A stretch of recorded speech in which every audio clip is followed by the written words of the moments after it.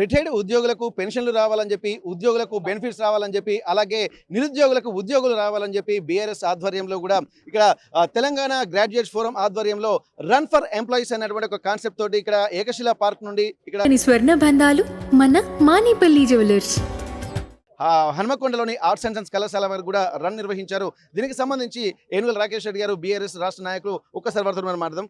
Sir, ఇప్పటి వరకు ఎన్నో బెనిఫిట్స్ రావాలని చెప్పి ఎంప్లాయీస్ కూడా ఎదురు చూశారు. ఆ ఎంప్లాయీ చేయబట్టుకునే ఉద్యోగం అంటే ప్రభుత్వం పడిపోయినటువంటి ఆలోచనలు కూడా గతంలో బీఆర్ఎస్ కూడా ఒక అంతర్మతం కూడా మొదలైంది. మరి అట్లాంటప్పుడు మరి అతిపెద్ద తప్పు ఇంకా కాంగ్రెస్ పార్టీ ఇంకా చేస్తున్నటువంటి ఆరోపణలు మీరు చేస్తున్నారు. మరి దీన్ని ఎట్లా చూడొచ్చు? మరి ఇట్లాంటి తెలంగాణ బంగారు తెలంగాణ కావాలనుకున్నటువంటి నేపథ్యంలో మరి ఎటువైపు ఈ తెలంగాణ వెళ్తుంది? ఉద్యోగులు ప్రభుత్వానికి సూత్రధారులుగా ఉంటారు, పరిపాలనలో వాళ్ళు పాత్రధారులుగా ఉంటారు. మరి అలాంటి ఉద్యోగస్తుల యొక్క సమస్యలు పరిష్కారం చేయకుండా, ప్రభుత్వం వాళ్ళకి ఇచ్చినటువంటి హామీలు నెరవేర్చకుండా మొద్దు నిద్రపోతున్నటువంటి ఒక పరిస్థితి చాలా దారుణంగా ఉంది. ముఖ్యంగా రిటైర్డ్ ఉద్యోగుల యొక్క పరిస్థితి చాలా దయనీయంగా ఉంది. 3 ఏళ్ల నుంచి వాళ్ళకు రావాల్సినటువంటి బకాయిలు బెనిఫిట్స్ ఏవైతున్నాయో ఇప్పటివరకు చెల్లించట్లేదు. దాని కారణంగా బీపీలతోని, షుగర్లతోని, ప్రాణాంతకమైనటువంటి క్యాన్సర్ లాంటి వ్యాధులతోని వాళ్ళు ప్రాణాలతో కొట్టుమిట్టాడి వాళ్ళు ప్రాణాలు విడుస్తున్నటువంటి ఒక పరిస్థితి కూడా మనం చూస్తున్నాం. ఇదే వరంగల్ నగరంలో వాళ్ళకు రావాల్సినటువంటి బెనిఫిట్స్ రాకపోవడం వల్ల వైద్య ఖర్చులు లేక మరి బెడ్ మీదనే చనిపోయినటువంటి కుటుంబాలను కూడా నేను పరామర్శించిన. చాలా బాధాకరం. ఎందుకంటే ఒంట్ల రక్తం ఉన్నంతసేపు వాళ్ళు ప్రభుత్వం కోసం పనిచేసిండ్రు, ప్రజల కోసం పనిచేసిండ్రు, ఈ రాష్ట్ర అభివృద్ధి కోసం పనిచేసిండ్రు. మరి ఈరోజు వాళ్ళ ఒంట్లో సత్తువ పోయిన తర్వాత, వాళ్ళు రిటైర్డ్ అయిన తర్వాత వైద్య ఖర్చులకు లేక అనాథల్లాగా వాళ్ళు చనిపోవడము చాలా బాధాకరం. కాబట్టి ప్రభుత్వం యొక్క బాధ్యత, వాళ్ళని ఏదో దాన ధర్మాలు అడుగుతలేరు.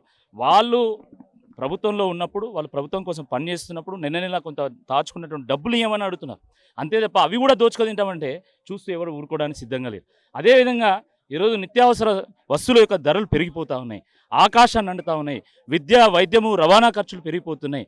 మరి 3 ఏళ్ళ నుంచి 4 ఏళ్ళ నుంచి ఉద్యోగస్తులు పీఆర్సీ కోసం ఎదురు చూస్తున్నారు, హైక్స్ కోసం ఎదురు చూస్తూ ఉన్నారు, పెండింగ్ డిఏల కోసం ఎదురు చూస్తూ ఉన్నారు.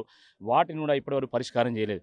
వాళ్ళకు 317 జీవోని రద్దు చేసి, ఎవరైతే 317 జీవో వాళ్ళ ఇబ్బంది పడ్డారో వాళ్ళందరినీ కూడా సర్దుబాటు చేసి మళ్ళీ వాళ్ళ ఇలాకాలోకి తీసుకొస్తామని చెప్పారు. అది కూడా చేయలేదు.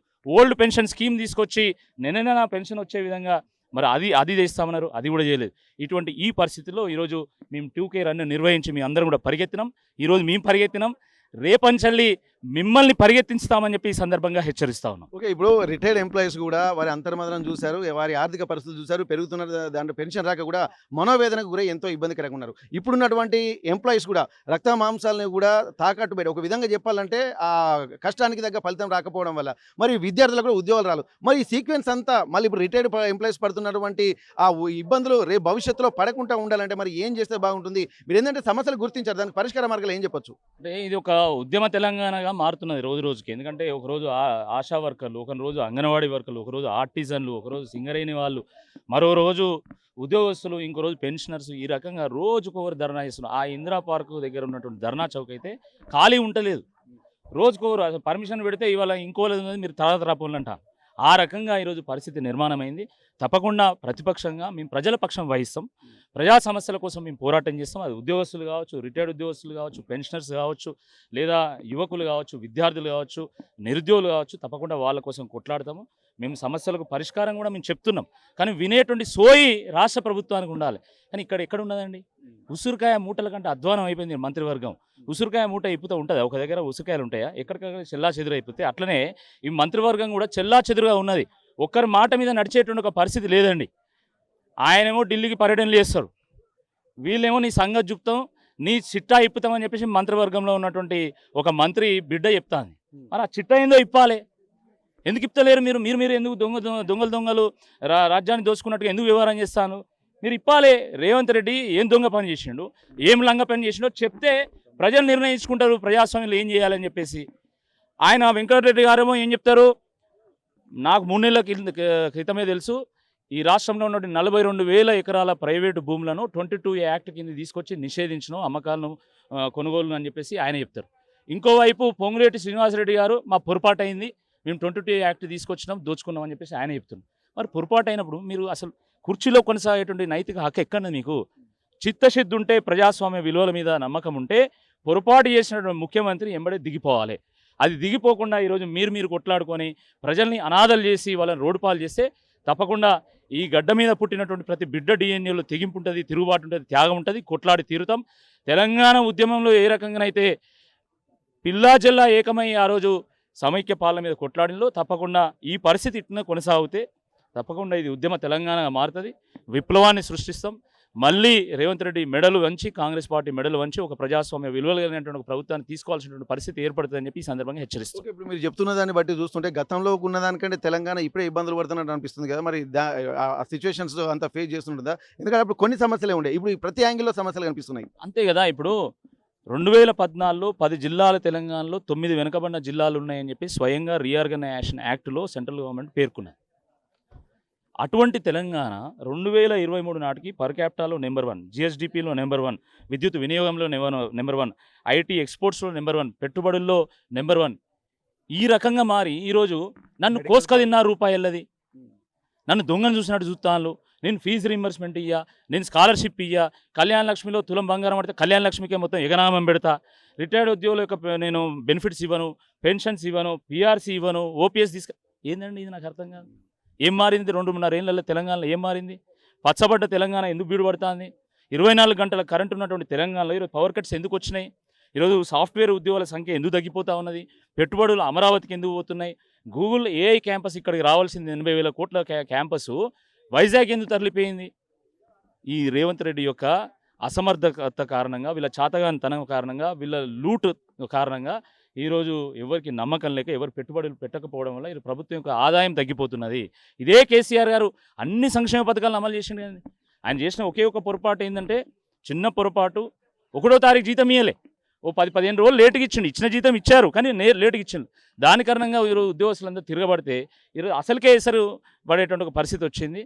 గతంలో మరి చెన్నారెడ్డి గారు 10%, కోట్ల విజయభాస్కర్ రెడ్డి గారు 10%, ఎన్టీ రామారావు గారు 10%, చంద్రబాబు నాయుడు గారు 25%, రాజశేఖర రెడ్డి గారు 2 టర్మ్స్ వస్తే ఒక టర్మ్లో 16%, ఇంకో టర్మ్లో 39% ఫిట్మెంట్ ఇచ్చిండు.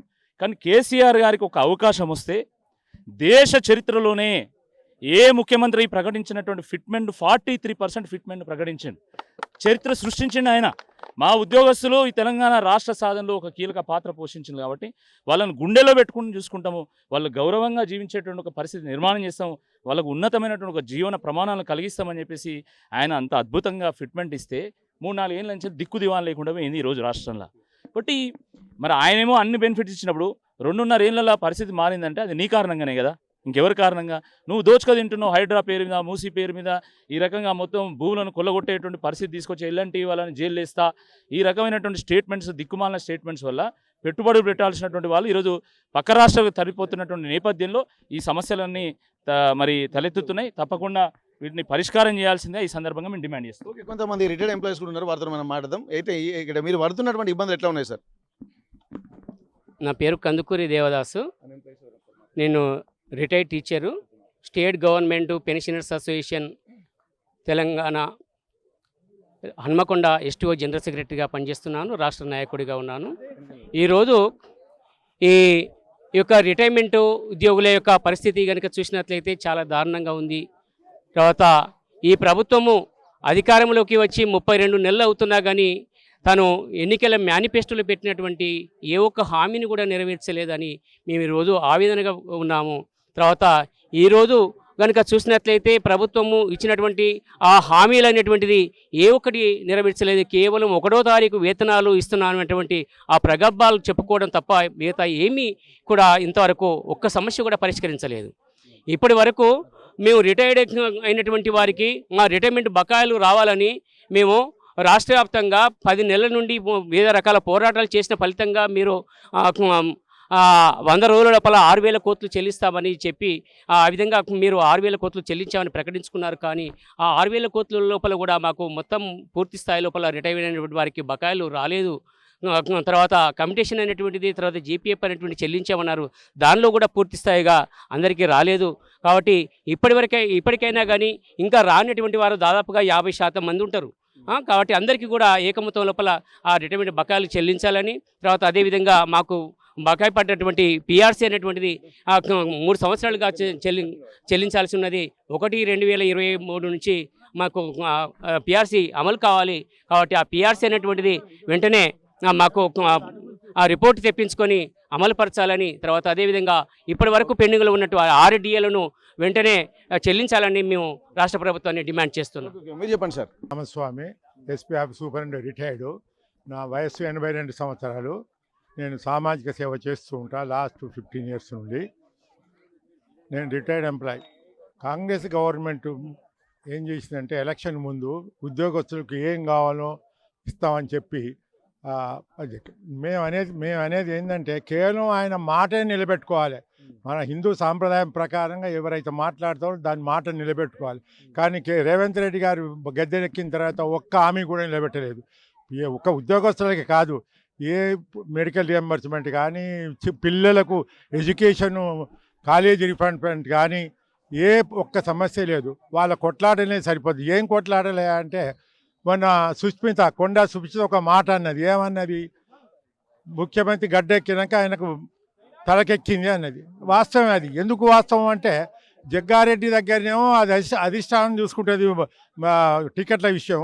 మరి ఇక్కడికి వచ్చాక ఒక వయసు మీరిన ఆయనకేమో ఈయన స్వతహాగా ఎట్లా డిక్లేర్ చేస్తాడు? అది డిక్టేటర్షిప్కు నిదర్శనం కదా.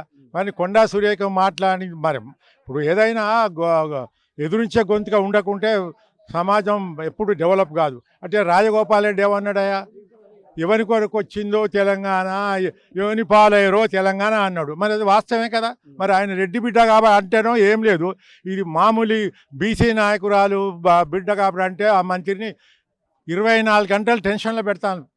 ఆమె మంత్రి అయినప్పటి నుంచి ఆమె ఒక్కరోజు ఒక అక్కర్రాన్ని పోర్ట్ఫోలియో ఇచ్చి దానికి బడ్జెట్ అయితే ఏం లేదు. అయినా పోర్ట్ఫోలియో ఎన్నో అగ్రకులాల దగ్గర పెట్టుకున్నారు. బీసీలకు అక్కరాని పోర్ట్ఫోలియో ఇచ్చిండు. మరి ఇదేం ఏదో కాంగ్రెస్ అంటే ఇందిరాగాంధీ పేరు మీద, నెహ్రూ గాంధీ పేరు మీద, రాజీవ్ గాంధీ పేరు మీద ఓట్లేసాం కానీ రేవంత్ రెడ్డి చూసి ఓట్లేయలేదు. రేవంత్ రెడ్డి గారు వచ్చి కాంగ్రెస్ కల్చర్ నాశనం చేసిండు. ఏమిటి? తెలుగుదేశం నుంచి వచ్చిన వాళ్ళని పెంచుతాను తప్ప కాంగ్రెస్లో ఒరిజినల్గా కాంగ్రెస్ వాళ్ళని ఎవరిని బాగుపరుస్తలేడు, ఎవరికి అవకాశం ఇస్తలేడు. కాబట్టి రేవంత్ రెడ్డి వల్ల కాంగ్రెస్ నష్టం కానీ లాభం లేదు. ఆయన అనుకుంటాడు నా వల్లనే కాంగ్రెస్ నేను ముఖ్యమంత్రి అని, కానీ కాదు. అది కాంగ్రెస్ కేవలం ఇందిరాగాంధీ ఫ్యామిలీతో కాంగ్రెస్ వచ్చింది. కాబట్టి దయచేసి రేవంత్ రెడ్డి గారు మేము కోరేదంటే ప్రజల పక్షాన, ప్రజలు ఏమంటారా? By the people, of the people, for the people. ప్రజల కొరకు నువ్వు ఏం చేస్తున్నావు? ఏ ప్రజలకు ఫండమెంటల్ రైట్స్ ఏం ఫాలో అవుతున్నావు?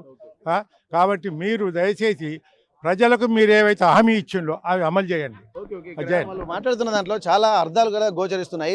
ఇప్పటి వరకు ఏంటంటే ఫైటింగ్ చేయాలన్నప్పుడు ఇచ్చినటువంటి హామీలను నెరవేర్చడం కోసం ఫైటింగ్ చేయాల్సినటువంటి అవసరం ఉంటుంది. కానీ కొంతమంది అంతర్గతంగా చేసినటువంటి వ్యాఖ్యల మీద చేస్తున్నంత కాన్సన్ట్రేషన్ ఇక్కడ ప్రజా సమస్యల మీద పెడితే బాగుంటుందని చెప్పి అంటున్నారు.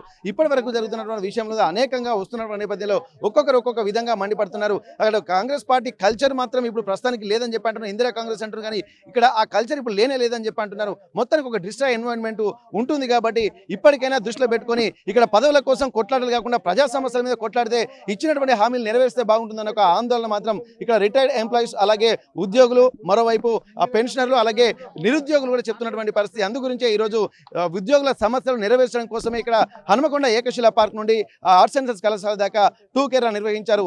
విద్యార్థులు అలాగే రిటైర్డ్ ఎంప్లాయీస్ కూడా తమ మనోవేదన మాత్రం వ్యక్తం చేస్తున్నటువంటి పరిస్థితి. హనుమకొండ ఆర్ట్స్ అండ్ సైన్స్ కళాశాల నుండి కెమెరా పర్సన్ వంశీతో వెంకటరత్నం, RTV వరంగల్.